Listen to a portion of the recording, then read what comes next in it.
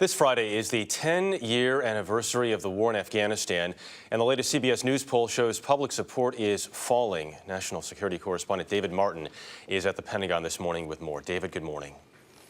Good morning. You know, the war in Afghanistan has been through many peaks and valleys, but this new poll taken by CBS News shows that after 10 years, exactly half of all Americans, that's 50%, think it has not been a success. It seems so quick and easy. A handful of special forces on horseback calling in airstrikes against the Taliban and al-Qaeda. 5 weeks after the bombing began, the Taliban had been chased from power, and Osama bin Laden was cornered in the mountains of Tora Bora. But then Secretary of Defense Donald Rumsfeld told CBS Sunday Morning he was already warning President Bush Afghanistan risks becoming a swamp for the United States.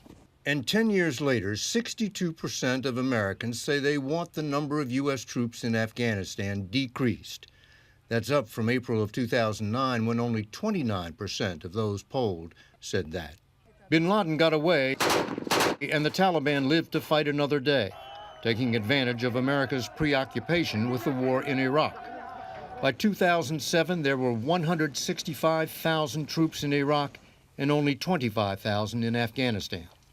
Joint Chiefs Chairman Admiral Mike Mullen met with soldiers in Afghanistan, and notes taken by an aide record a sergeant saying he was seeing his men crumble under the stress of too much fighting with too little equipment.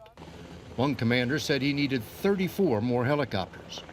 Mullen had to tell them there was nothing on the shelf for Afghanistan. We were just limited on what we could send to Afghanistan based on the priority that the Iraq War had at the time. Friday, when Mullen retired, the number of troops was down to 40,000 in Iraq and up to 98,000 in Afghanistan.